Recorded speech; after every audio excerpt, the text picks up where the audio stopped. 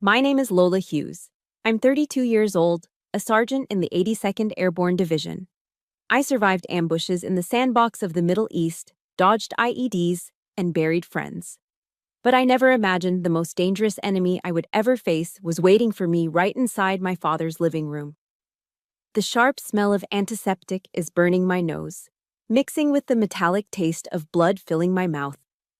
I am lying on the cold tile floor of a private clinic in Iron Creek, Montana, clutching my lower abdomen. The empty space where my 14-week-old baby was ripped away from me just hours ago. Standing over me is Will, my stepbrother. He just backhanded me across the face, and I can feel my fresh surgical stitches tearing, warm blood soaking into the gauze. He throws a stack of legal papers at my face and sneers. "Sign it, you useless grunt. You losing that baby is God's punishment. Don't try to use that tragedy to beg for money. The house and the old man's insurance belong to me." He thinks I am a wounded animal waiting to die. He doesn't know that my father left a secret weapon in the basement, something that is going to turn his comfortable life into absolute hell. Comment justice below and hit subscribe if you believe anyone who steals their family's blood and sweat deserves to face a reckoning. The impact of the slap didn't just sting my skin, it rattled my teeth.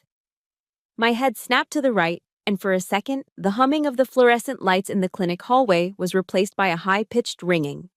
Tinnitus. I knew that sound. It was the sound of a bomb going off too close.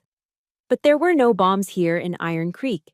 Just the heavy, suffocating silence of a Montana winter outside and the heavy breathing of a coward standing above me. Everything felt like it was moving in slow motion. I watched a droplet of blood from my split lip hit the pristine white linoleum. Drip.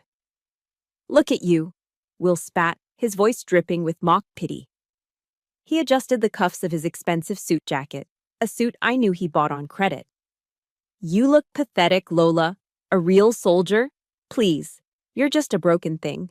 A barren, broken thing." I tried to push myself up, my palms sliding against the slick floor. My military training screamed at me to react. Target acquired. Threat level, imminent. Neutralize. My muscles tensed, ready to spring, to drive my knee into his groin and put him on the floor where he belonged. But then, the pain hit. It wasn't a dull ache. It was a jagged, tearing fire in my lower belly. I gasped, the air leaving my lungs in a rush. My hand flew to my stomach instinctively. Just yesterday, there was a heartbeat there. A small, rhythmic thumping that gave me a reason to come home, a reason to leave the army, a reason to hope. Now there was only raw, inflamed tissue and a hollow emptiness that felt heavier than a rucksack full of gear. The surgical incision from the emergency procedure was fresh, and Will's violence had likely popped a stitch. I collapsed back onto my elbows, gritting my teeth so hard I thought they might crack. I refused to scream. I wouldn't give him that satisfaction. Will laughed. It was a dry, hollow sound. He kicked the papers he had thrown closer to my face. "Dad is dead because you weren't here, Lola. You were off playing G.I. Jane while his heart gave out. And now you come back, dragging your baggage, thinking you're going to get a piece of the pie?" He leaned down, his face inches from mine.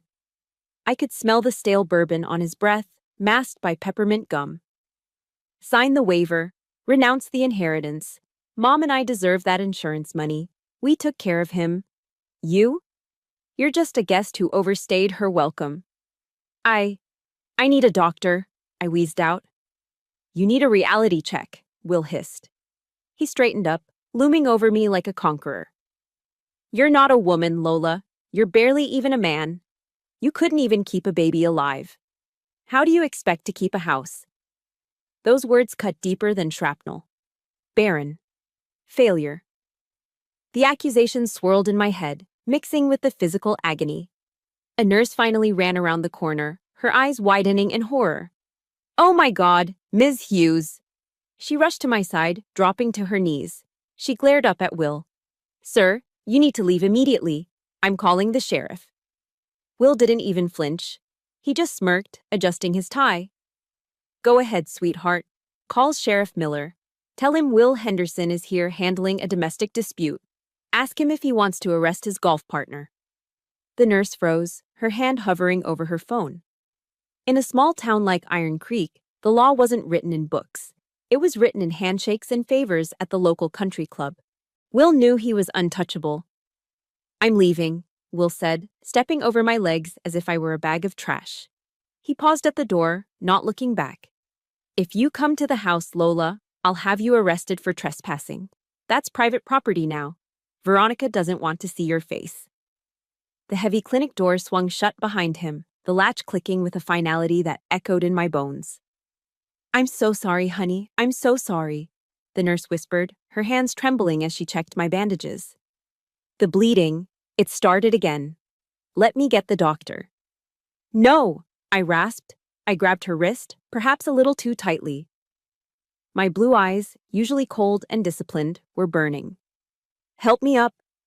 "You can't stand. You've lost blood." "Help me up."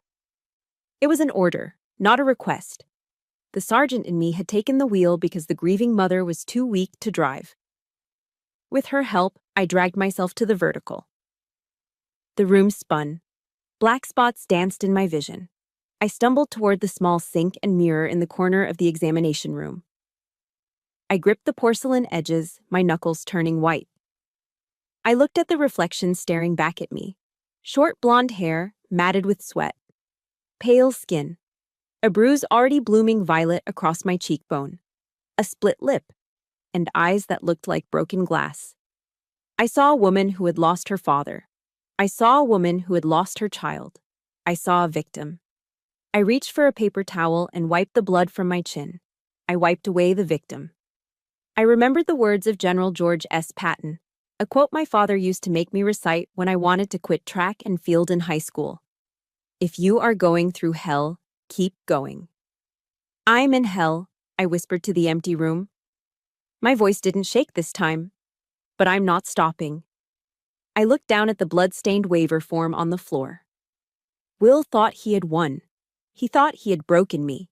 He thought the battlefield was his because he struck the first blow while I was down. He forgot one thing. You don't ambush a paratrooper and expect them to stay down. You finish the job, or you prepare for war. "I'm coming for you, Will," I said, the words tasting like iron and ash. "And I'm taking everything." I turned to the nurse, who was watching me with a mix of fear and awe. "Where are my clothes?" I asked. "I'm checking out." "But you have nowhere to go," she stammered. "I'm going home," I said, buttoning my torn shirt over the bandages. "Even if I have to kick the door down." The war wasn't in the Middle East anymore. It was right here in Iron Creek, and I was just getting started. The windshield wipers of my father's old Ford F-150 slapped back and forth, fighting a losing battle against the Montana snow. It was coming down hard now, thick, wet flakes that stuck to everything they touched. My heater was blasting at full volume, but I couldn't stop shivering. The cold wasn't just outside, it was inside me, radiating from the empty space in my womb, from the fresh bruising on my cheek, and from the hollow ache in my chest, where my heart used to be. I drove on autopilot, the tires crunching over the familiar gravel roads leading to the outskirts of Iron Creek. All I wanted, all I needed in the entire world right now, was my bed. The twin bed in the corner room on the second floor, the room that smelled like old cedar and lemon polish. I wanted to curl up under the quilt my grandmother stitched and sleep until the pain stopped screaming. I pulled into the long driveway. The house stood there like a fortress against the gray sky.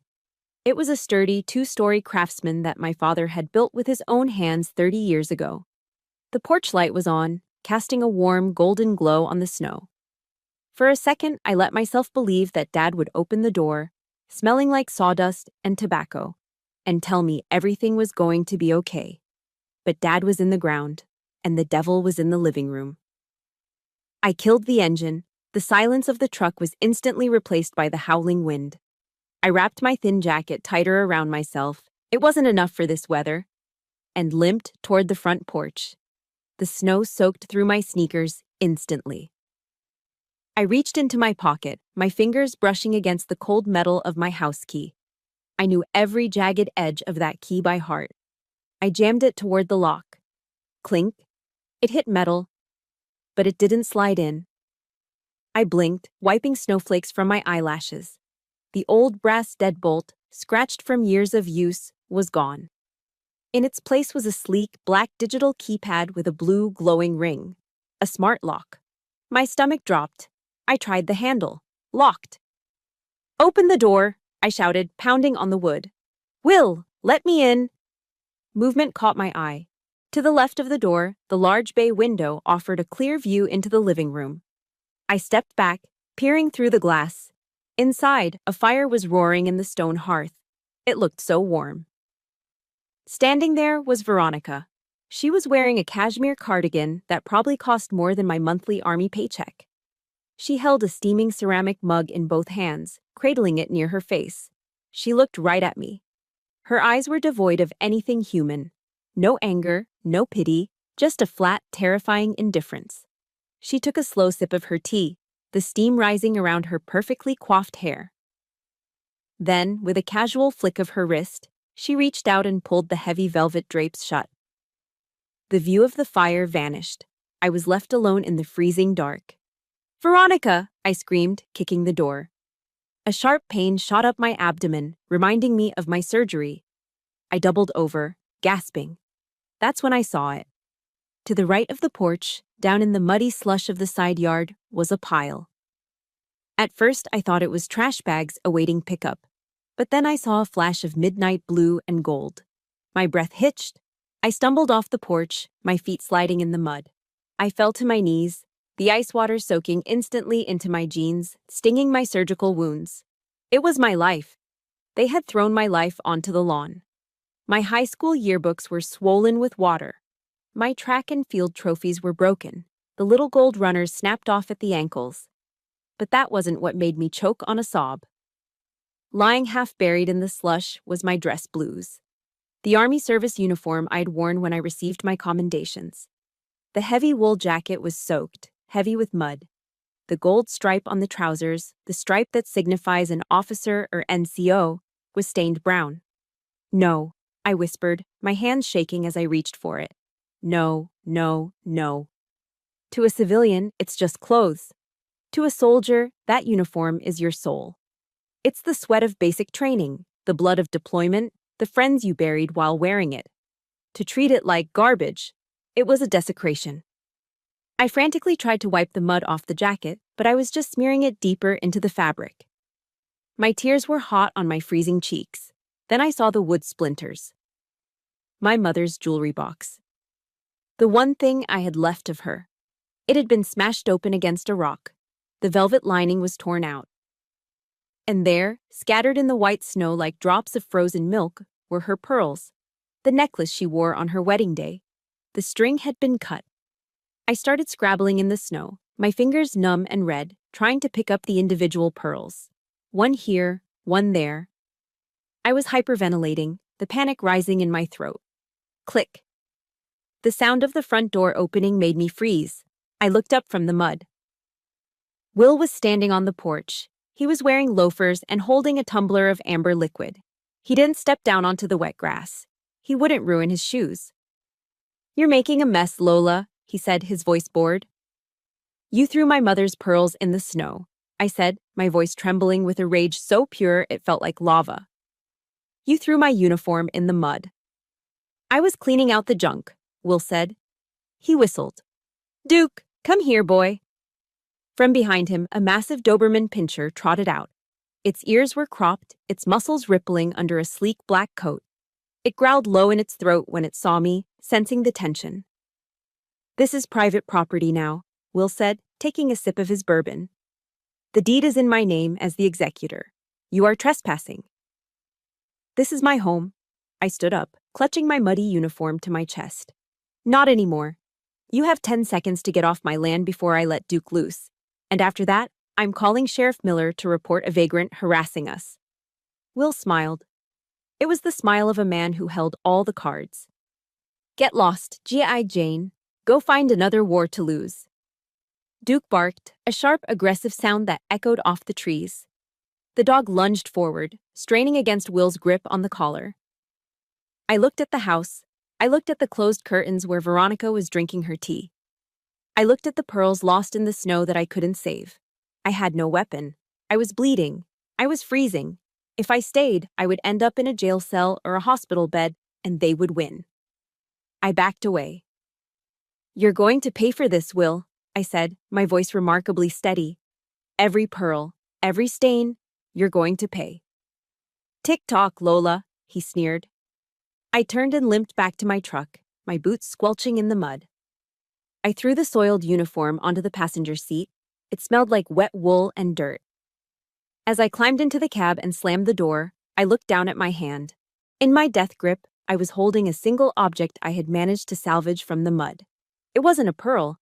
It was a challenge coin my father had given me when I graduated boot camp. On one side, it had the Army emblem. On the other, it had a quote from Psalm 23:4. "I will fear no evil." I wasn't alone. There was one person left in this godforsaken town who knew what honor meant. One person who hated Will almost as much as I did. If you are listening to this and you have ever felt the heartbreak of seeing your family destroy everything you hold dear, or if you've ever had to walk away from your own home to survive, please hit that like button right now. Leave a comment below saying, "I stand with Lola, so I know I'm not fighting this battle alone." I put the truck in reverse. I knew where I had to go. Margie's house was only 2 miles down the road, and she kept a bottle of bourbon that was older than Will and a shotgun that was cleaner than his conscience. The engine roared to life. I wasn't retreating. I was just moving to a new rally point. I don't remember parking the truck. I don't remember walking up the icy steps of the porch. The last 2 miles were a blur of white snow and black asphalt, driven by muscle memory and the desperate instinct of a wounded animal seeking a cave. Margie's cabin was small, built from rough-hewn logs that had turned silver with age, nestled back against the tree line like it was trying to hide from the world. But unlike my father's house, no, Will's house now, the windows here were glowing with a soft, inviting orange light. I didn't even have to knock. The heavy oak door swung open before my boot hit the welcome mat. Margie stood there, framed by the warmth behind her. She was 73 years old, but she stood with the posture of a woman who had weathered more storms than the roof over her head. She was wearing a thick flannel robe over her nightgown, and a thin cigarette burned between her fingers. She took one look at me, soaking wet, clutching a muddy challenge coin, shivering so hard my teeth were clicking together, and she didn't ask a single question. She didn't ask, "What happened?" or, "Why are you here?" "Get in here, kiddo," she said, her voice raspy from years of tobacco and straight talk. She reached out, her grip surprisingly strong, and pulled me across the threshold. The heat hit me like a physical wall, but in a good way. It smelled like wood smoke, old paper, and vanilla. It smelled like safety. "Boots off," Margie commanded, shutting the door against the howling wind and locking the deadbolt with a solid thud. "Sit by the fire. Don't touch anything until you stop looking like a drowned rat." I collapsed into the worn leather armchair by the stone hearth. The fire was crackling, consuming a thick log of pine. I stared at the flames, my mind completely blank. The adrenaline that had fueled my confrontation with Will was fading, leaving behind a cold, aching void. Margie bustled around the small kitchen. I heard the hiss of a kettle, the clinking of glass, and the heavy glug of a bottle being poured. Moments later, she shoved a steaming ceramic mug into my hands. "Drink," she said, pulling up a wooden stool to sit opposite me. I looked down at the dark liquid. "What is it?" "Hot cocoa," she said, taking a drag of her cigarette. Then she winked. "With a double shot of wild turkey. It's a Montana painkiller. It'll put the fire back in your belly." I took a sip. The sweetness of the chocolate hit my tongue first, followed immediately by the sharp, smoky burn of the bourbon. It traveled down my throat, warming my chest, spreading through my frozen limbs. "Thanks, Margie," I whispered. My voice cracked. That crack was the dam breaking. I tried to take another sip, but my hands started shaking so violently that the hot liquid sloshed over the rim, burning my fingers. I set the mug down on the floor and put my face in my hands. The sob that ripped out of my throat was ugly. It was the sound of something tearing. "I lost him, Margie," I choked out. "I lost the baby. And today, Will? He took the house. He threw Mom's pearls in the snow. He threw my uniform in the mud. Margie didn't say, "It's going to be okay." She didn't offer empty platitudes. She did something better. She reached out and placed her wrinkled, calloused hand on my knee and squeezed. "Breathe, Lola," she said softly. I failed. I wept, the tears dripping through my fingers. I failed Dad. I failed my baby. I'm a sergeant, Margie. I'm supposed to protect people.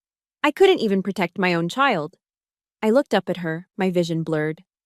The Bible? Dad always made me read Psalm 23. Yea, though I walk through the valley of the shadow of death. I'm in the valley, Margie. I'm in the damn valley and I don't see the light. Margie put out her cigarette in a crystal ashtray. She stood up and walked to a small cabinet, retrieving a first aid kit. She knelt beside me, her knees popping with age. "Lift your shirt," she ordered gently. "Let me see those stitches." I obeyed. The bandage the clinic had put on was soaked through. Margie hissed through her teeth when she saw the angry red line of the incision and the fresh bruising from Will's violence. "Will did this?" she asked, her voice dangerously low. I nodded. "That son of a bitch," she muttered.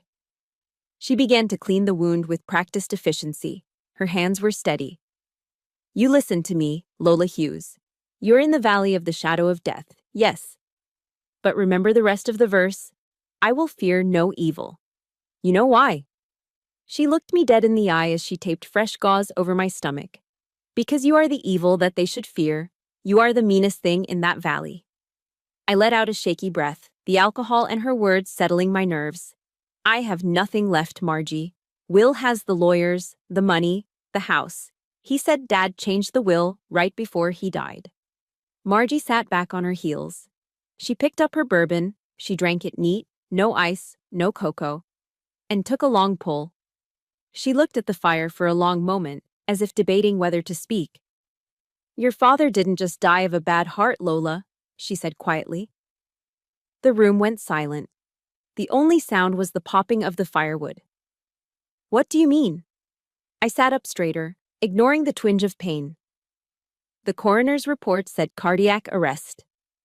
Frank came to see me 2 days before he passed," Margie said. She swirled the amber liquid in her glass. "He looked haunted. He told me he felt sick every time he ate Veronica's cooking. Said he felt dizzy, confused. He was old, Margie. His heart was weak." "His heart was weak, but his mind was sharp as a tack," Margie snapped. "He came to me because he knew I used to be a forensic accountant for the county. He brought me a stack of papers he'd pulled from Will's construction company office." My blood ran cold. "Dad was investigating Will?" Margie nodded grimly. "Will has been bleeding the company dry. Buying sports cars, fancy dinners, gambling trips to Vegas, all written off as materials and labor. Frank found out. He was going to cut Will off. He was going to write him out of the will, not you." She leaned in closer, her eyes glittering in the firelight. "He told me, if anything happens to me, Margie, you tell Lola to look behind the water heater." He was scared, Lola. He knew they were doing something to him. "Behind the water heater?" I repeated, a memory flashing in my mind. The basement. The secret hiding spot where Dad used to keep his emergency fund when I was a kid. "I admit," Margie said, a mischievous smirk touching her lips, "I've been snooping. I watched Will's mail. I watched Veronica's trash. They are terrified, Lola. They aren't acting like grieving relatives. They're acting like criminals trying to cover their tracks." I reached down and picked up the mug of spiked cocoa. My hand wasn't shaking anymore. The grief was still there, heavy and crushing, but something else was growing alongside it. A cold, hard resolve. My father wasn't just neglected. He might have been murdered. And Will didn't just steal my inheritance, he stole the truth. "He told me I was useless," I said, my voice steady. "He told me to leave town." "Of course he did," Margie said, raising her glass in a toast. "Because he knows if you stay, you'll find out what he did." I clinked my mug against her glass. "I'm not leaving, Margie," I said. I'm going to find out what's behind that water heater, even if I have to burn the house down to get to it. Margie smiled, and it was a wolfish grin. That's my girl. Now finish your drink. We have work to do tomorrow. I woke up on Margie's floral couch with a stiff neck and a mouth that tasted like old copper pennies.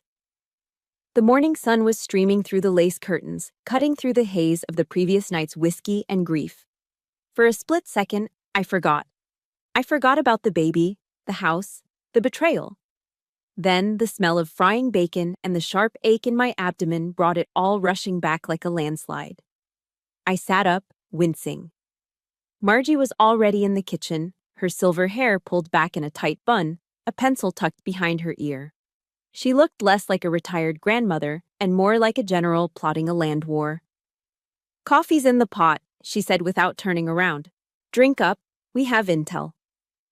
I limped to the counter, pouring a mug of black coffee. "Intel?" "Mrs. Patterson next door," Margie said, pointing a spatula toward the back door. She caught me taking out the trash. The woman has the ears of a bat and the mouth of a broadcast news anchor. But she told me something interesting.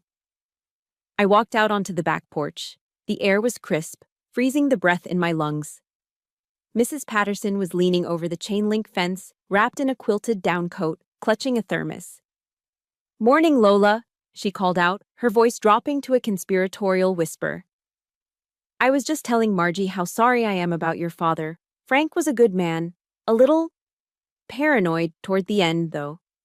"Paranoid?" I asked, stepping closer to the fence. The soldier in me woke up. Paranoia is just a heightened state of awareness. "Oh, yes," Mrs. Patterson nodded vigorously. "About 2 weeks ago, I saw him out in the backyard at 2 a.m. It was freezing, just like this. He was standing by that old rusty burn barrel he keeps near the shed." My grip on the coffee mug tightened. What was he doing? "Burning papers," she said. "Stacks of them. He was feeding them into the fire one by one, looking over his shoulder like he expected the Viet Cong to jump out of the bushes. I asked him if he was okay the next day, and he just told me he was cleaning house. But the look in his eyes, he looked scared, honey. OPSEC. Operational security. My father wasn't cleaning house, he was destroying evidence. He was sanitizing the site so the enemy couldn't find the intel. And the enemy was sleeping in his guest room. I thanked Mrs. Patterson and went back inside. Margie was sitting at her small kitchen table, which was now covered in stacks of paper. Bank statements, invoices, tax returns. She had her reading glasses perched on the end of her nose and was aggressively tapping a calculator. "Mrs. Patterson confirmed it," I said, sitting opposite her. "Dad was destroying documents."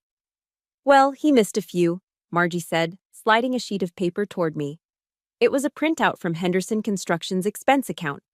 She had highlighted a line item in angry neon yellow. "Look at this." I read the line. March 12th.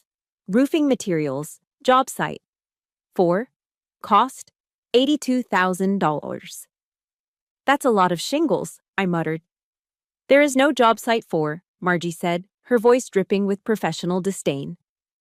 I checked the permit records at the county clerk's website this morning. No permits pulled.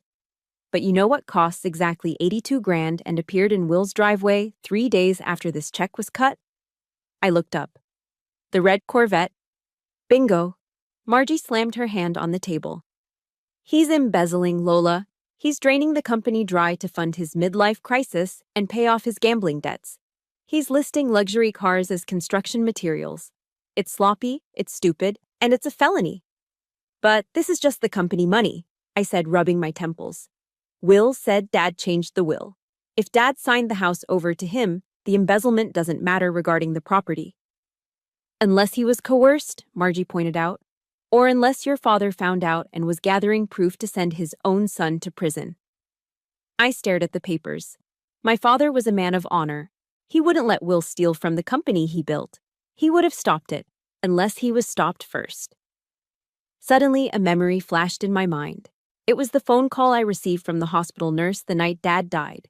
She said he was delirious, muttering nonsense. Will had laughed about it later, saying the old man had lost his marbles. "Operation Alpha, Dad had whispered into the phone when the nurse held it to his ear. His voice was weak, raspy. Lola. Operation Alpha, behind the water heater.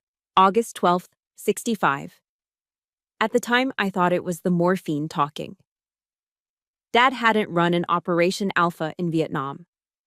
August 12th, 1965 wasn't a battle date. I stood up, the chair scraping loudly against the floor. It wasn't delirium, I whispered. Margie looked up. What? The nurse said he was confused, but he wasn't. He was giving me a sitrep, a situation report. I paced the small kitchen.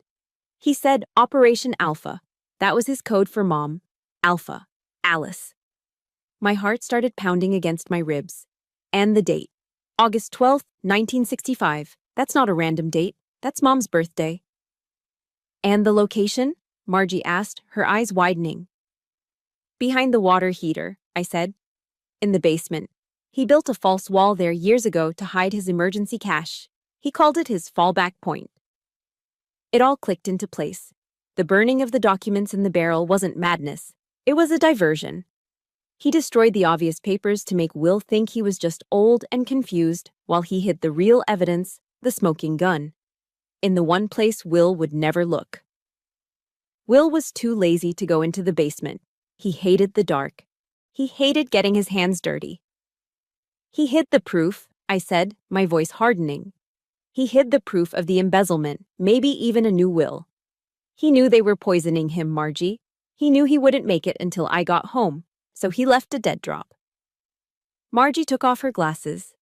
If Will finds it. He won't, I said, because he thinks he's won.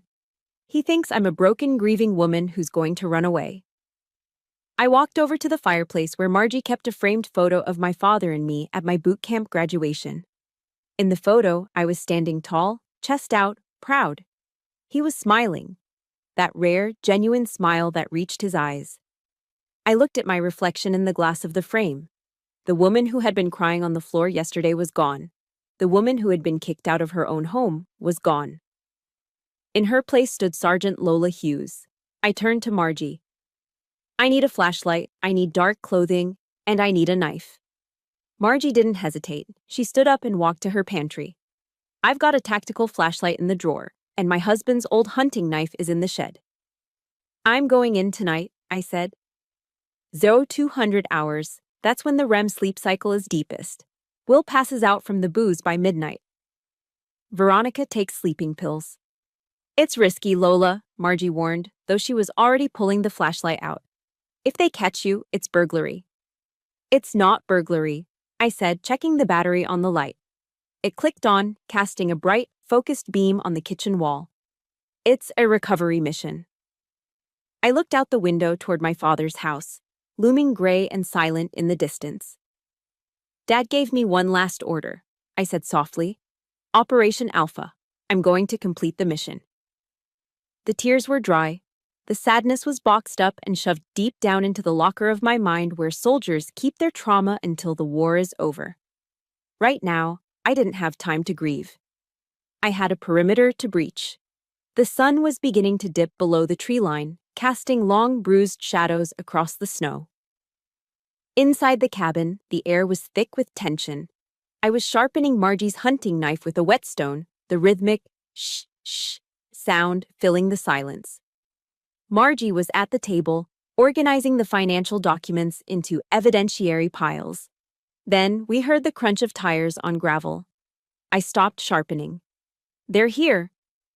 I expected them sooner, Margie said, not looking up. They're getting desperate. I moved to the window, peering through the lace curtains. It wasn't the police. It was Will's black SUV, the one he bought with company funds. He parked aggressively close to the porch steps, the tires spinning mud onto the clean snow. Veronica stepped out first. She was dressed for a funeral, not a neighborly visit. A long fur coat, leather gloves, and high boots. In her hand, she carried a wicker basket covered with a checkered napkin. It looked like something out of a Norman Rockwell painting, if Rockwell painted psychopaths. Will got out of the driver's side. He wasn't carrying a basket. He was dragging an aluminum baseball bat across the gravel. Skirt! Skirt! Stay here, Margie ordered, standing up. Negative, I said, sliding the knife into my belt at the small of my back. I've got your 6. We opened the front door just as they reached the steps. The cold air rushed in, biting at my face. Good evening, neighbors, Veronica chirped. Her voice was sugary sweet, the kind of tone you use when talking to a slow child or a dog you're about to put down. We just wanted to stop by and check on you, Margie, and bring you some of my blueberry muffins, fresh from the oven. She held out the basket. I could smell them, sweet, buttery, innocent. I don't eat carbs, Veronica, Margie said, leaning against the doorframe, her arms crossed. And I certainly don't eat anything prepared in a kitchen where poison is a spice. Veronica's smile faltered for a fraction of a second, then returned, tighter than before. Oh, Margie, you always did have such a colorful imagination. That's probably why poor Frank liked you. Birds of a feather. Will stepped up beside her. He tapped the head of the bat against the wooden railing of the porch. Tink, tink, tink. The sound was deliberate, menacing. Cut the crap, Mom, Will said. He looked at me, his eyes bloodshot and glassy. He was drunk again, or high, maybe both. We know you're helping her, old woman.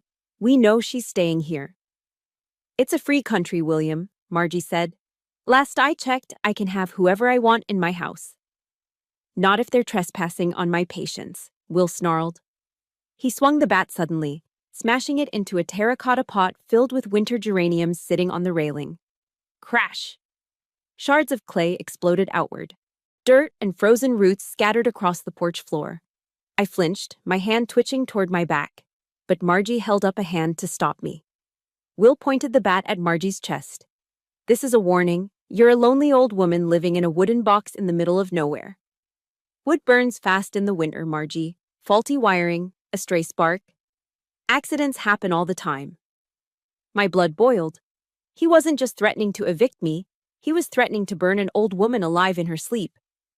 Are you threatening me, boy? Margie asked. Her voice was deadly calm. I'm giving you advice, Will sneered. Kick Lola out tonight. Or maybe the fire department won't get here in time. Veronica sighed, adjusting her fur coat.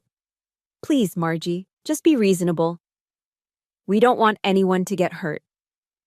We just want peace. Margie stared at them for a long beat.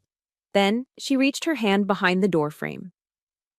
You know, Margie said conversationally, I've lived in Iron Creek for 73 years. I was here before your daddy met your mama. I was here before you were a glint in the milkman's eye. She pulled her hand back out. In it, she held a Remington 870 pump-action shotgun. The metal was dull and scratched, worn from decades of use. Clack, clack. The sound of her racking a shell into the chamber was louder than the wind. It was the universal language of, "Get off my lawn." Will jumped back, nearly tripping over his own feet. The bat hung loosely in his hand now. Veronica let out a small shriek, clutching her pearls. Jesus, you crazy hag, Will shouted. This is Montana, son, Margie said, lifting the barrel just enough to aim at Will's kneecaps. We have the castle doctrine here. You came onto my property, destroyed my property, and threatened my life. I am well within my rights to blow your legs off and let the coyotes finish the job. Her finger rested on the trigger. Her hand wasn't shaking. You have 5 seconds to get that ugly car off my driveway, Margie said. 1. Let's go, Will, Veronica hissed, grabbing his arm. Her face had lost all its color. The mask of the grieving widow had slipped, revealing the terrified coward underneath. You're going to regret this, Will yelled, backing away toward the car. I'll sue you. I'll own this shack. 2. Margie counted. They scrambled into the SUV. Will slammed the door so hard the vehicle rocked. He threw it into reverse, tires spitting gravel as they peeled out of the driveway. We watched until the taillights disappeared around the bend. Only then did Margie lower the gun. She let out a long breath, and for the first time, I saw her shoulders slump. She leaned the shotgun against the wall and rubbed her face. Are you okay? I asked, stepping closer. I hate that boy, she muttered. And I really liked that flower pot. She turned and walked back into the kitchen, heading straight for the cabinet where she kept her secret files. Come here, Lola. There's something you need to see. Something I found right before they pulled up. I followed her. She opened a manila folder labeled Veronica Henderson. Background check. I ran a trace on her maiden name, Margie said, spreading 3 death certificates on the table.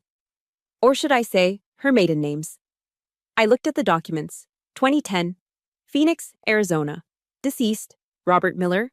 Cause of death, cardiac arrest. Spouse, Veronica Miller. 2014. Dallas, Texas. Deceased, James Stone. Cause of death, myocardial infarction. Spouse, Veronica Stone. 2018. Iron Creek, Montana. Deceased, Frank Hughes. Cause of death, heart failure. Spouse, Veronica Hughes. I felt the bile rise in my throat. It wasn't a coincidence. It was a business model. She's a black widow, I whispered. She marries older, wealthy men with no close family nearby. She waits 3 years, just long enough to be in the will. And then their hearts just stop, Margie finished. Digoxin. It's a heart medication. In small doses, it helps. In high doses or built up over time, it mimics a heart attack perfectly, especially if the victim already has a history of heart issues. I slammed my fist onto the table. She murdered him, and Will knows. Will is the accomplice, Margie said. He gets the company, she gets the insurance. They split the pot. I looked at the window. The darkness outside was total now. Somewhere out there, in my father's house, those 2 monsters were probably pouring a drink, celebrating their intimidation tactic. They thought they had scared us into submission. They thought the old lady and the broken soldier would pack up and leave. They were wrong. They threatened to burn us out, I said, my voice cold. That means they are scared. They know there is evidence left behind, and they are terrified we will find it. I looked at the clock on the wall. It was 8 p.m. I'm not waiting for them to light a match, I said. I'm going in tonight. If there is proof behind that water heater, I am getting it. And then I am going to put Veronica in a cage where she can never hurt another old man again. Margie nodded.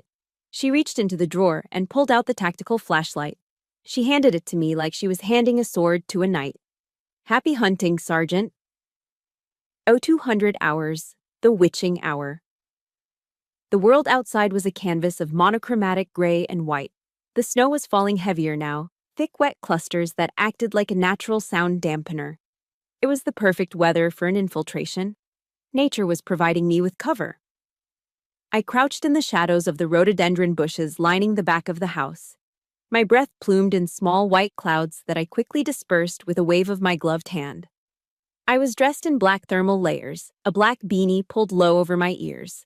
I didn't look like a grieving sister anymore. I looked like what I was trained to be, a ghost. My target was the window well on the east side of the foundation. It was a corrugated metal semicircle, half filled with dead leaves and snow, guarding a small rectangular window that looked into the unfinished part of the basement. I slid into the well. The metal groaned softly, a sound that seemed deafening in the silence. I froze, waiting. Nothing. Just the wind howling through the eaves. I pulled Margie's hunting knife from my belt. I knew this window better than I knew the back of my hand. When I was 16, this was my escape route to sneak out to bonfires at the quarry. The latch had been broken since 1998. Dad knew, but he never fixed it. He just greased it so it wouldn't squeak. I slid the knife blade between the sash and the frame. With a gentle twist, the latch popped. Now came the hard part. I had to lift the window and slide my body through a space barely 18 inches wide. Under normal circumstances, this would be a simple tactical maneuver. But tonight, my body was a wreck. I pushed the window up. It slid smoothly. I garnered my strength and hoisted my upper body onto the sill. As soon as my abdominal muscles engaged, white-hot lightning exploded in my gut. I bit down on my tongue so hard I tasted copper. The stitches. It felt like someone was taking a seam ripper to my skin. Tears involuntarily sprang to my eyes, blurring my vision. Pain is just information, I told myself, repeating the drill sergeant's mantra. It tells you you're still alive. I dragged my legs through, inch by inch, suppressing the urge to vomit from the agony. I tumbled onto the concrete floor of the basement, landing in a crouch. I stayed there for a full minute, breathing through my nose, waiting for the fire in my belly to subside to a dull roar. Then, the smell hit me. It wasn't the smell of a damp basement. It was the smell of sawdust, motor oil, and Old Spice. It was the smell of my father. This was his sanctuary, his workshop. To my left, in the gloom, I could make out the silhouette of his workbench, his tools hanging on the pegboard in perfect order. A wave of grief washed over me, so potent it nearly knocked me off my balance. I wanted to turn on the light and see his handwriting on the project notes one last time. Focus, Hughes. Mission first. I clicked on the tactical flashlight, keeping my hand over the lens to filter the beam into a dull red glow. I moved toward the utility corner. The furnace was humming softly, a rhythmic metallic heartbeat. Next to it stood the massive water heater. Behind the water heater, I whispered. I squeezed into the narrow gap between the tank and the wall. It was tight, dusty, and festooned with cobwebs. I ran my gloved fingers along the drywall. It looked solid. But Dad was a master carpenter. I tapped the wall. Thud. Thud. I moved my hand 6 inches to the right. Hollow clunk, there it was. I used the tip of the knife to pry at the seam.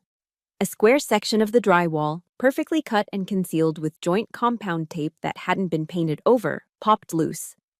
I pulled the panel away.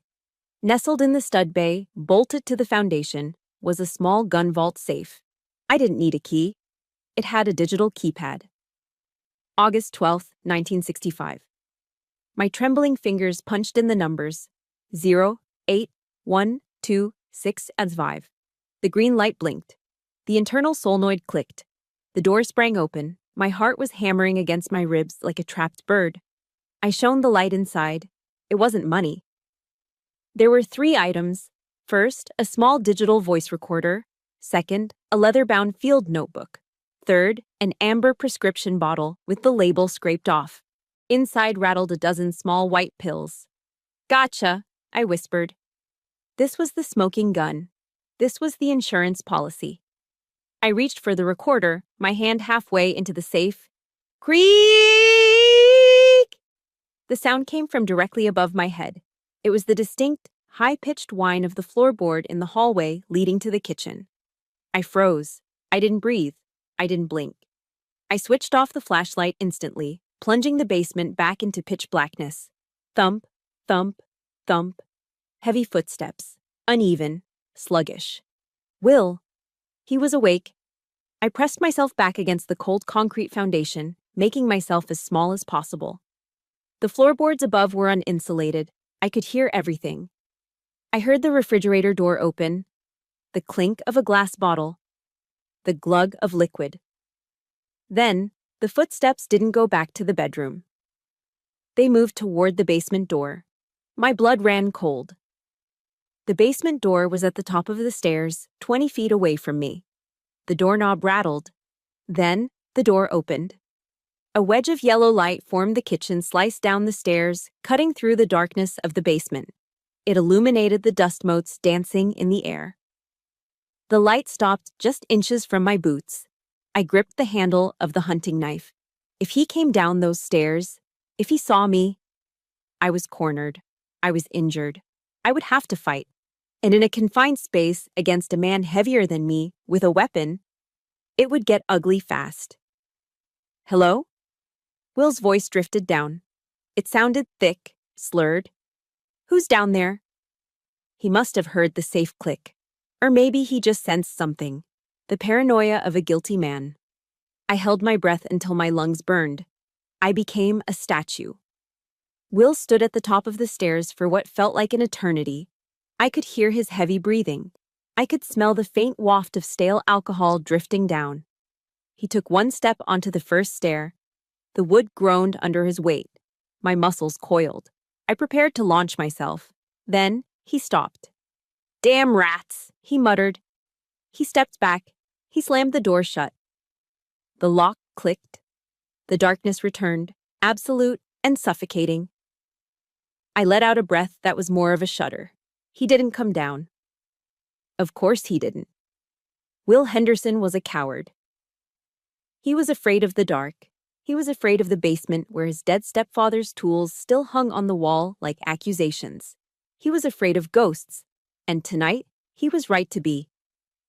I quickly shoved the recorder, the notebook, and the pill bottle into the deep cargo pockets of my pants. I closed the safe, replaced the false panel, and smoothed the dust over it. I retreated to the window well, the adrenaline masking the pain in my stomach. I hauled myself out into the snowy night, rolling onto the frozen grass. I lay there for a second, looking up at the indifferent slate-gray sky. Snowflakes melted on my hot face. I patted my pocket. I had the truth. The war wasn't over. But for the first time since I came home, I had ammunition. If you are listening to this and you believe that the truth is worth fighting for, no matter the risk, hit that like button right now. Leave a comment below saying, "I seek the truth, so I know there are still people out there who value justice over comfort." I disappeared into the trees, heading back to Margie's. The hunt was on. The fluorescent lights of Dr. Nathan's private lab hummed with a low electric buzz that drilled straight into my skull. It was 10:00 a.m., but it felt like midnight. The air smelled of rubbing alcohol and latex, a scent that usually meant healing, but today it smelled like a crime scene. Nathan, a man I'd known since high school football days, sat on a rolling stool in front of his mass spectrometer. He wasn't the jovial quarterback anymore. His face was pale, his jaw set tight. He held a printout in his trembling hand. "Tell me," I said. I was leaning against the metal counter, my arms crossed over my chest to protect the fresh bandages Margie had applied that morning. Nathan took off his glasses and rubbed the bridge of his nose. "I ran the analysis on the pills you found in the safe, and I cross-referenced it with the blood sample we managed to pull from Frank's old glucose monitor strips that Margie saved." "And?" Margie asked. She was pacing the small room, smoking a cigarette that Nathan hadn't bothered to tell her to put out. "The pills in the bottle aren't vitamins, Lola," Nathan said, his voice quiet. "They're a compound mixture, mostly filler, sugar, and flour. But the active ingredient is digoxin." "Digoxin," I repeated. "Heart medication." "Right. It's used to treat atrial fibrillation and heart failure," Nathan explained, tapping the paper. "But the therapeutic window is tiny. Too little does nothing. Too much, it causes toxicity. Nausea, confusion, visual disturbances." He looked up at me, his eyes dark. "And eventually, cardiac arrest. It stops the heart in diastole. If a coroner isn't looking for it specifically, it looks exactly like a natural heart attack." The room spun slightly. How much was in the pills? "Enough to kill a horse if taken all at once," Nathan said. "But in small daily doses, it would be a slow, agonizing decline. He would have felt weak, dizzy. He would have felt like he was losing his mind." I closed my eyes. The confusion the nurse had talked about. The delirium. It wasn't dementia. He was being poisoned. "It gets worse," Nathan said. I checked the prescription database. Veronica doesn't have a prescription for digoxin, but her mother in Arizona does. "She was smuggling it in," Margie growled. "That witch." I reached into my pocket and pulled out the leather-bound notebook I had retrieved from the safe. My hands were shaking, not from fear, but from a rage so cold it felt like ice in my veins. "He knew," I whispered. I opened the book to the last entry, dated 2 days before he died. The handwriting, usually bold and architectural, was shaky and spider-like. I read it aloud, my voice echoing in the sterile lab. December 14th. The soup tasted bitter again. I didn't eat it, but I feel the fluttering in my chest. I know what she is doing. I saw the bottle in her purse when she was asleep. I should call the police, I should kick her out. But I can't. Not yet. I need the password to the offshore account. If I die now, she gets everything and Lola gets nothing. I have to play the fool a little longer, just a few more days. I paused, swallowing the lump in my throat. "Lola, if you are reading this, please forgive me. I wanted to protect you. I wanted to leave you a kingdom, but I've left you a mess. I am a coward for not fighting back sooner. I love you, Peanut." "Dad." A tear escaped, tracking hot down my cheek. I wiped it away furiously. He wasn't a coward, I said, slamming the book shut. He was undercover. He was enduring torture to try and secure my future. And look at this, Margie said. She pulled a cracked iPad out of her oversized tote bag. I found this in their trash bin last week. Screen was smashed, but I got it to turn on. She swiped the screen with a vindictive force. Open Safari. Look at the search history from November. I leaned over. The list was a digital confession. Nov. 3. Symptoms of digoxin, overdose in elderly. Nov. 10. Does autopsy detect heart medication? Nov. 12. How long for digoxin to leave bloodstream? Nov. 20. Montana inheritance laws no will. She Googled how to kill him, I said, staring at the screen. She treated murder like a DIY home improvement project. This is it, Nathan said. Between the toxicology report on the pills, the diary, and the search history, you have them. Not yet. A gruff voice came from the doorway. We all turned. Detective Riley was standing there. He was a bear of a man, wearing a cheap suit and a permanent scowl. He was one of the few cops in Iron Creek who hadn't been bought by Will's country club buddies. Riley walked in, took the iPad from Margie, and scrolled through it.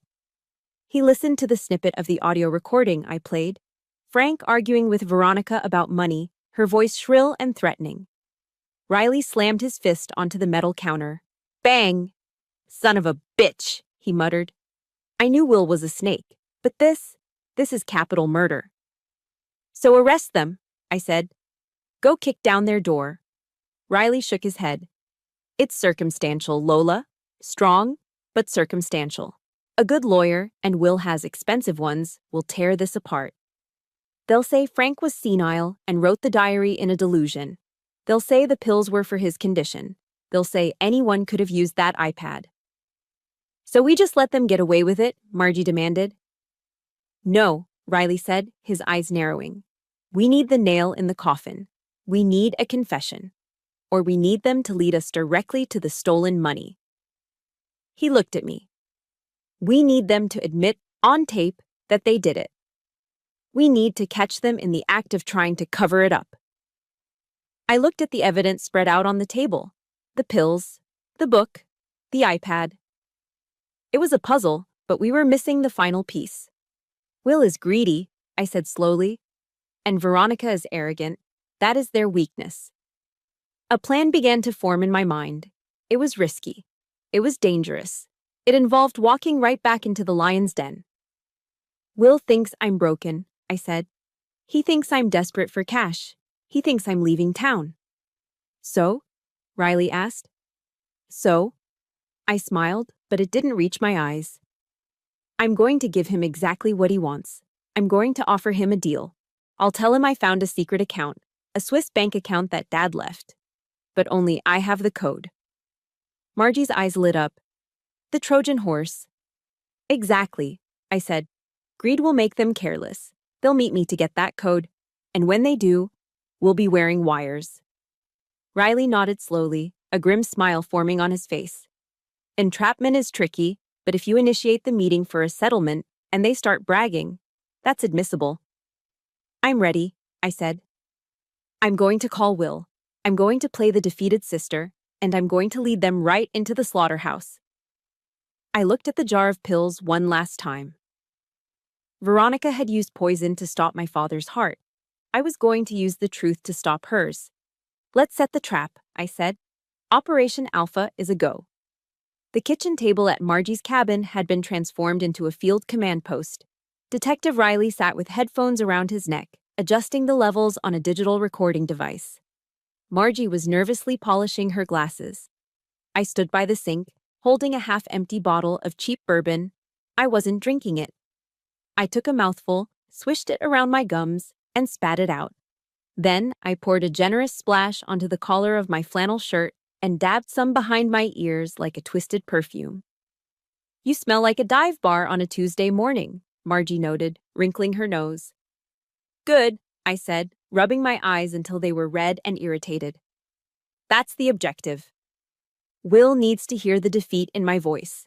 He needs to smell the desperation when I walk into that room. I looked at Riley. Are we rolling? Recording is live, Riley said, giving me a thumbs up. Remember, get him to agree to the exchange. Quid pro quo. Money for silence. I picked up my phone. My thumb hovered over Will's contact info. I took a deep breath, slumped my shoulders, and let my jaw go slack. I dialed. It rang 4 times. I was about to hang up when he answered. What do you want, Lola? Will's voice was loud, accompanied by the background noise of a televised football game. He sounded annoyed, but not threatened. To him, I was already history. Will? I slurred my speech slightly, pitching my voice up to sound tremulous and on the verge of tears. It's me. Please, don't hang up. I'm busy, Lola. Unless you're calling to tell me you're leaving town, I don't have time for your drama. I am, I sobbed into the receiver. I'm leaving. You won, okay? You and Veronica, you win. I can't fight you. I don't have any money for a lawyer. I'm tired, Will. I'm so tired. There was a pause. I could practically hear his ego inflating on the other end of the line. Well, I'm glad you finally came to your senses. Dad wanted the business to stay with the people who actually built it, not someone who ran off to play soldier. I know, I whimpered. I'm sitting here in my truck, Will. It won't start. I have $70 to my name. I just want to go to Vegas, start over. I'll sign the waiver. I'll sign whatever you want. You'll sign the waiver renouncing all claims to the estate? Will asked, his voice sharpening with interest. Yes, everything. I need $5,000, Will. Just enough to fix my truck and get a room for a month. Please, just $5,000 and you'll never see me again. Will laughed. It was a cruel, barking sound. $5,000? You think I'm a charity? You can sign the papers for free or I can let the sheriff arrest you for harassment. I signaled to Riley. It was time to deploy the payload. Okay, I sniffled. Okay, fine. I guess I don't have a choice. It's just a shame about the Swiss account. What? The football game in the background suddenly went silent. Someone had muted the TV. What Swiss account?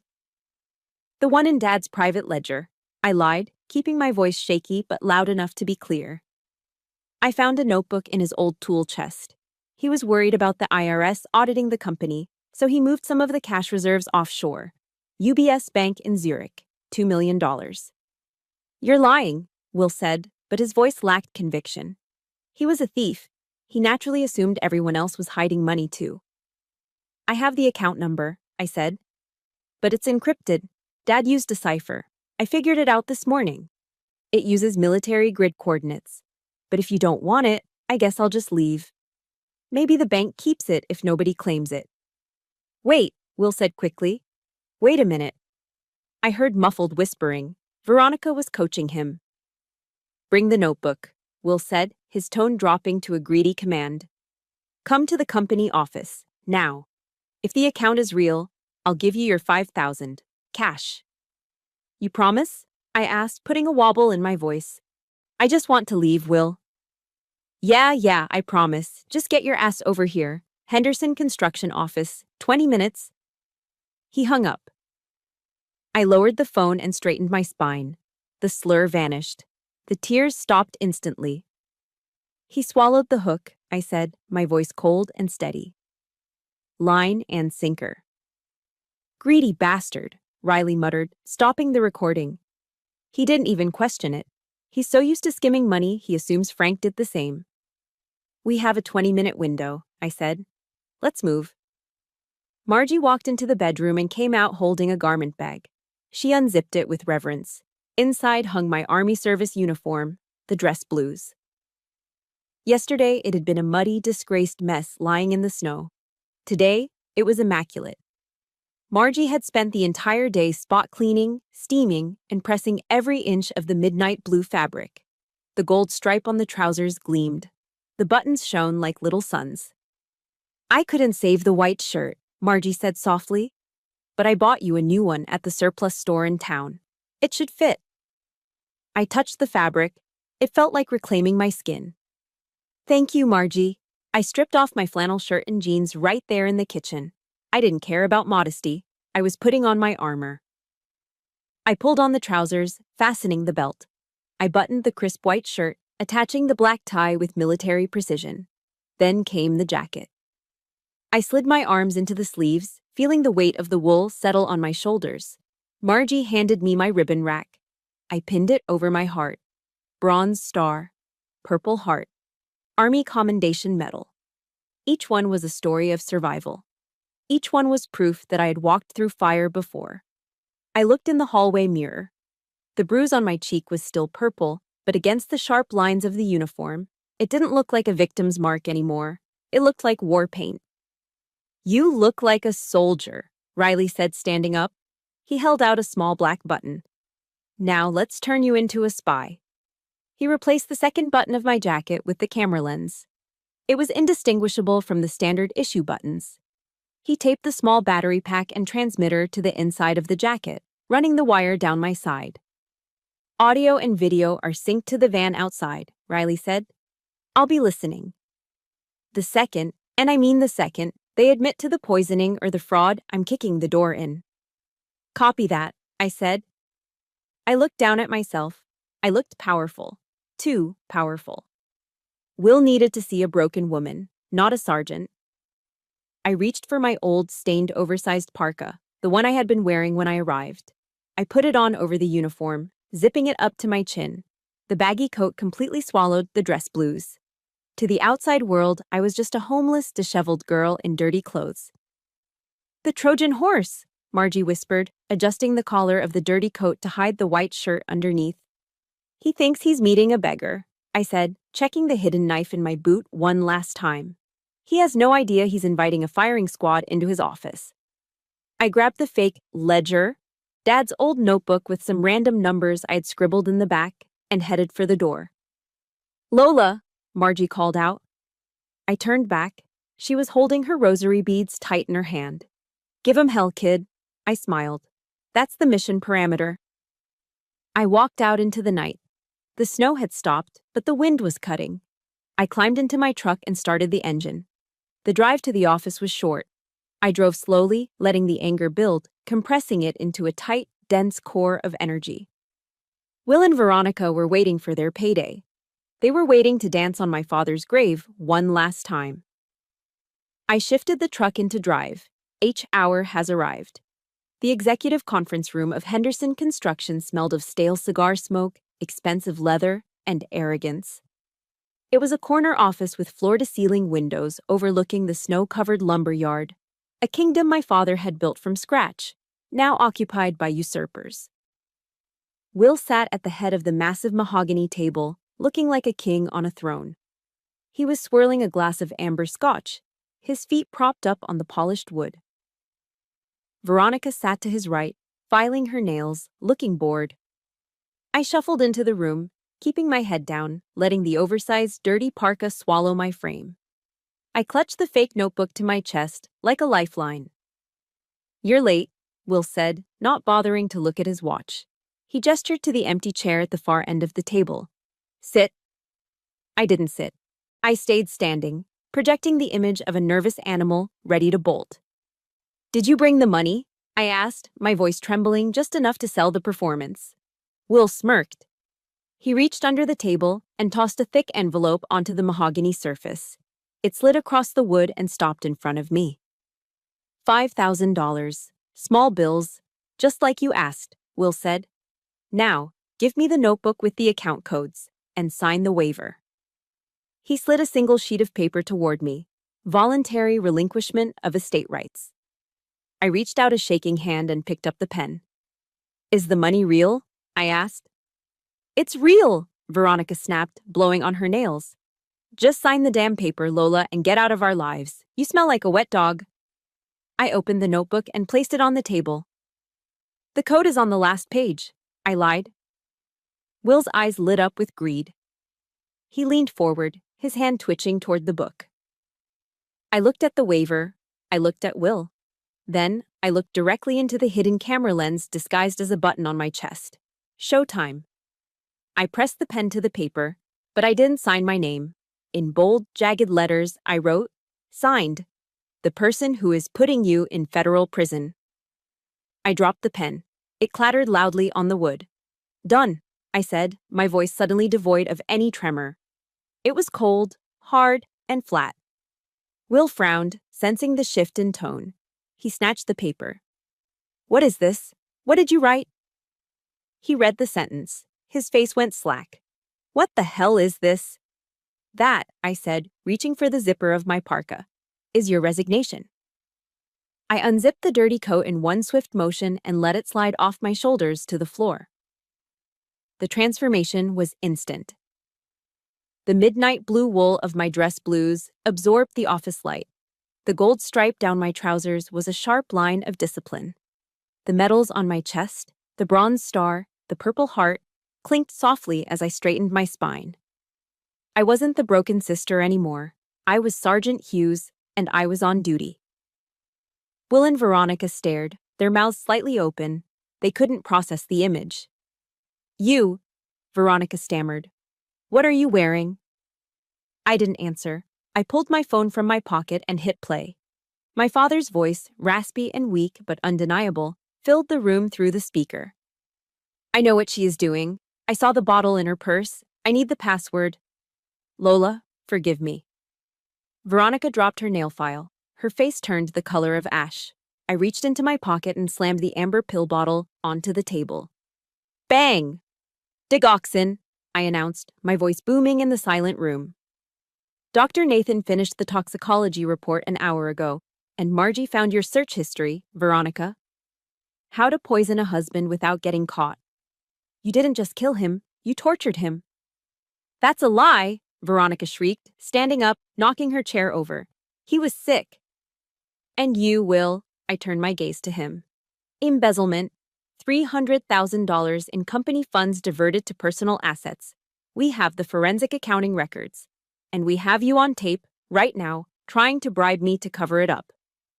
Will looked at the envelope of cash, then at the notebook, then at me. The realization hit him. There was no Swiss account. It was a trap. Panic turned to primal rage. His face twisted into an ugly snarl. He grabbed the heavy crystal Scotch decanter from the table. You bitch! Will roared. You think you can come in here and ruin me? He lunged. It was a clumsy barroom charge. He raised the heavy glass bottle, aiming for my head. My stomach screamed in protest as I moved, the stitches pulling tight against my skin, but the adrenaline overrode the pain. I didn't retreat. I stepped into his space. Close quarters combat. Principle 1, control the weapon.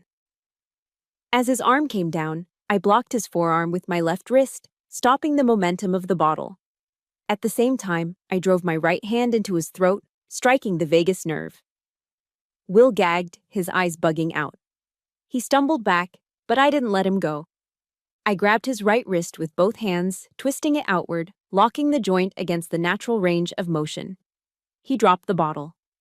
It shattered on the floor, splashing scotch and glass everywhere. You wanted a fight, Will? I hissed through gritted teeth. You got one.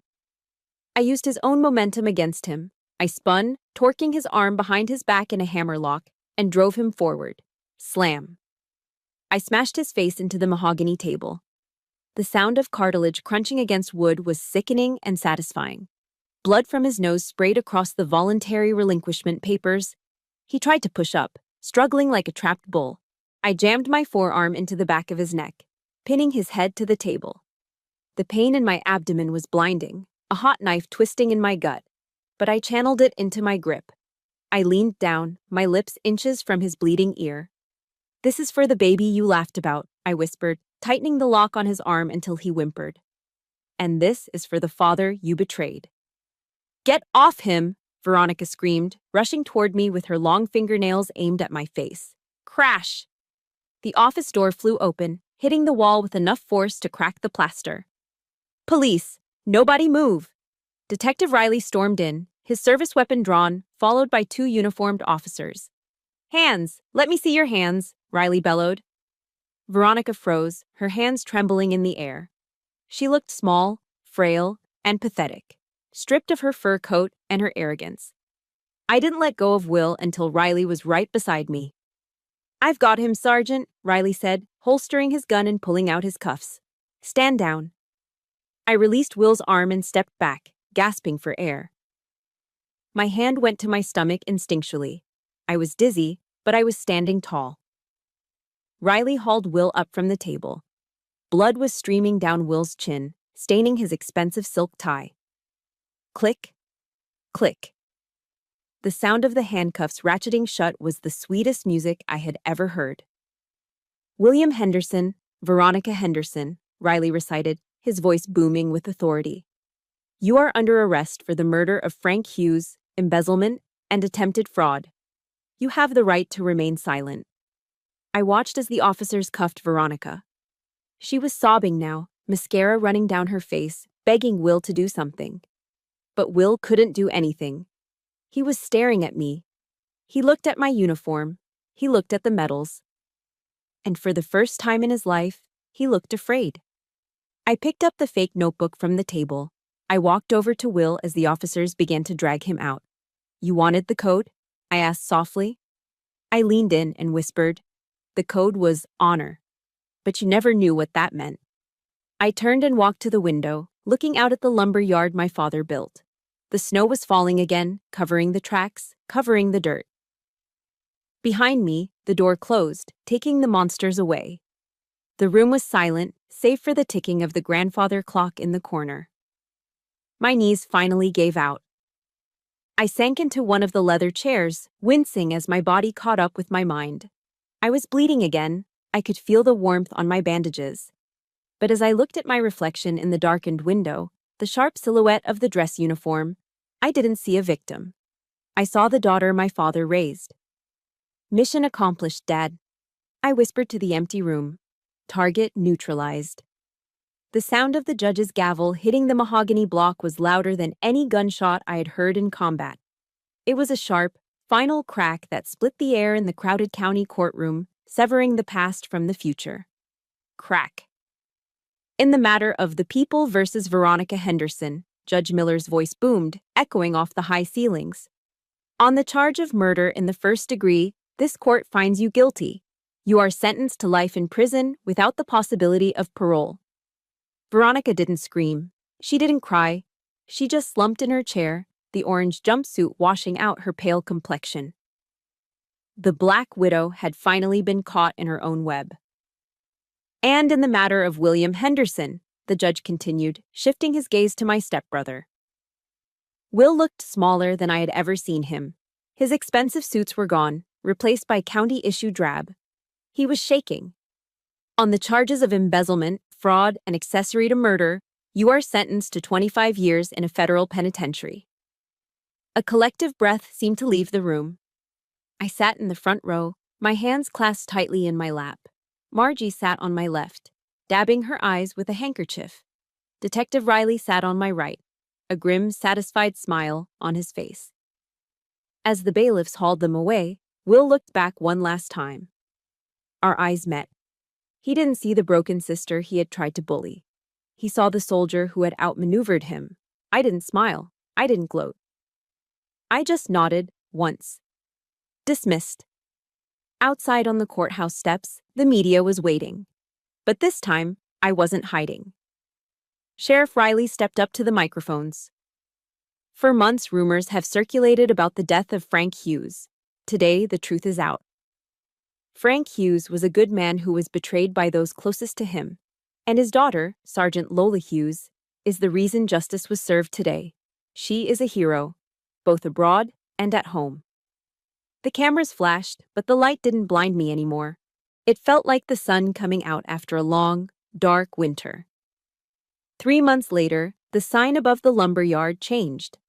The gaudy gold lettering of Henderson Construction was taken down.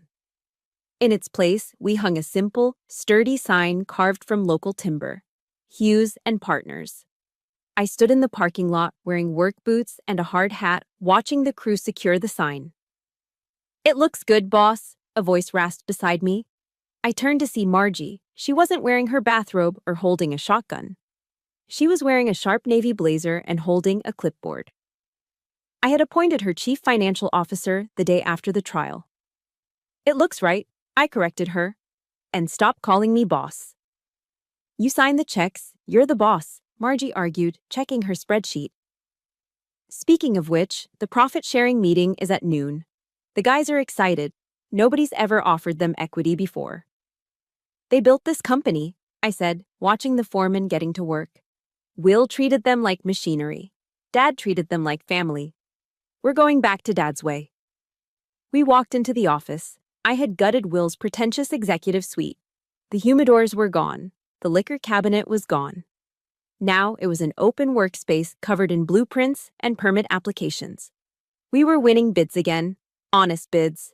The town of Iron Creek was healing, and so was the company that built it. But the biggest renovation was happening at home. That evening, I stood in the living room of my father's house.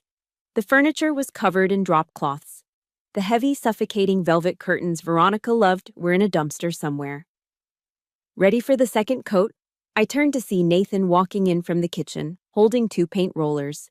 He had paint smudged on his nose and a pizza box tucked under his arm.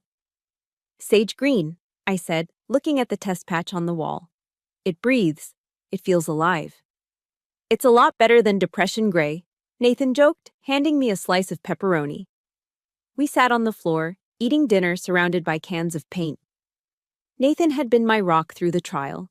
He had testified about the toxicology report, he'd held my hand when the stress became too much, and he had made me laugh when I thought I'd forgotten how. You know, Nathan said, wiping his hands on a rag. The town is talking. Let them talk, I said. What are they saying now? They're saying that Sergeant Hughes and Dr. Nathan make a pretty good team. He looked at me, his eyes warm and serious. They're saying maybe the sergeant is finally home for good. I looked at this man, kind, steady, and patient. He wasn't a mission to be completed. He was a future to be built. I leaned in and kissed him. It tasted like pizza and promise. The sergeant is definitely home, I whispered. 1 year later. The Montana winter had finally broken. The snow on the peaks was melting, feeding the rivers that rushed through the valley. The meadows were exploding with wildflowers, Indian paintbrush and lupine painting the hills in reds and purples. I parked the truck at the iron gates of the cemetery. The air was crisp, but it carried the scent of wet earth and growing things. It was a Chinook wind, a warm wind that signaled the end of the freeze. I walked up the path, the gravel crunching softly under my boots. But this time, I wasn't walking alone, and I wasn't walking with the weight of the world on my shoulders. I was carrying a bundle wrapped in a soft blue blanket against my chest. I stopped in front of the granite headstone. It was clean and polished. Frank Hughes, beloved father. Honest builder. 1952-2018. I knelt down in the grass, shifting the bundle in my arms. Hey, Dad, I said softly. I brought someone to meet you. I pulled back the edge of the blanket. A pair of bright blue eyes blinked up at the sunlight, and a small chubby hand reached out to grab my finger. This is Frank, I said, my voice catching in my throat. Frankie. He's got your chin. And definitely your stubbornness. Little Frank cooed, kicking his legs. He was 6 months old, healthy and safe. He would never know the fear I felt in that clinic. He would never know the coldness of being turned away from his own door. He would grow up in a house filled with light, running through a lumber yard built on honor. I traced the letters of my father's name on the stone. We did it, Dad, I told him. The company is thriving. Margie is terrifying the auditors. Nathan is wonderful, and Will and Veronica can never hurt us again. I pulled the challenge coin from my pocket, the one I had found in the mud that terrible night. I pressed it into the soft earth at the base of the headstone. I stood up, adjusting baby Frank in my arms. I looked out over the valley at the town of Iron Creek nestled below the mountains. It was no longer a place of ambush. It was a perimeter I had secured. I snapped a sharp salute to the grave. Mission accomplished, sir, I whispered. The squad is secure, standing down. I turned and walked back toward the truck, where Nathan was waiting for us, leaning against the door with a smile.